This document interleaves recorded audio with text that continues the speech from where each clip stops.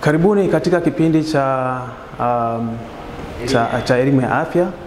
Mimi naitwa Dr. Maneno Mwangalaba, daktari bingwa wa magonjwa ya ndani katika hospitali ya Arusha Lutheran Medical Center, maarufu kama Seriani ya mjini. Leo tuangazie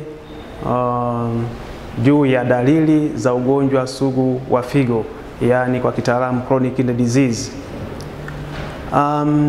Ugonjwa sugu wa figo upo katika hatua mbalimbali. Kuna hatua za awali, lakini muda unapoendelea inaweza kufika kwenye hatua mbaya zaidi.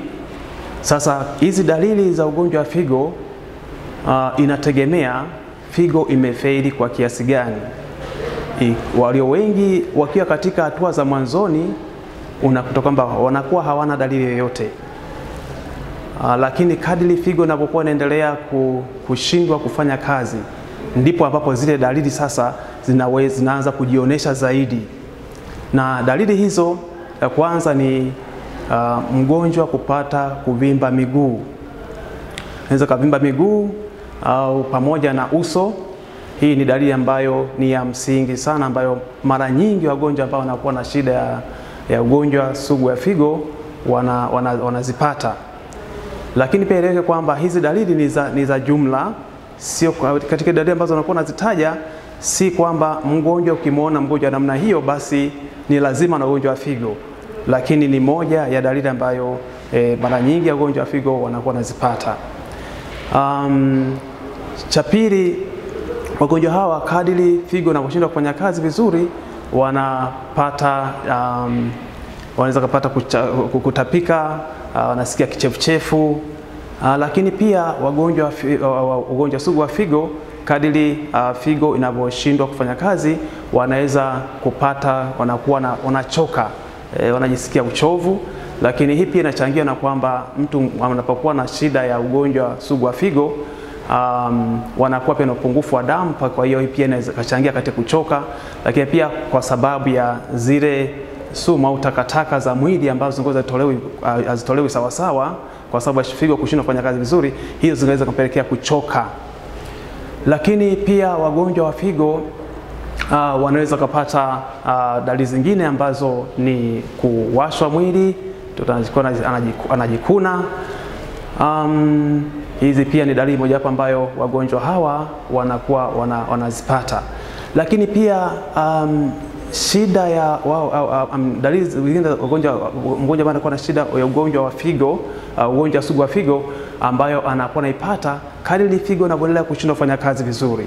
Zile takataka za mwili zinapokusanyika, inaweza kumpelekea hatua ya kufikia kwamba anakuwa anachanganyikiwa, anakuwa jielewi.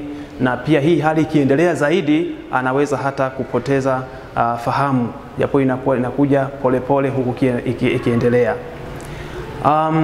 Lakini pia wagonjwa hawa wagonjwa wa figo, pamoja na kwamba wanakuwa wanapata miguu kuvimba, uso kuvimba, lakini pia anaweza kuvimba tumbo, na inaweza kufikia kwamba wakawa wanapumua kwa shida, kwa sababu figo kazi moja hapo ni kutoa maji kwenye mwili. Kwa hiyo kama maji hayazidi zaidi kwenye mwili, lakini sasa figo inapokuwa inashindwa kufanya kazi vizuri, inaweza kupelekea kwamba mwili unajaa maji na ambayo inakusanyika hata kwenye mapafu. Kwa mgonjwa anaanza kupata shida anakuwa anapumua kwa shida.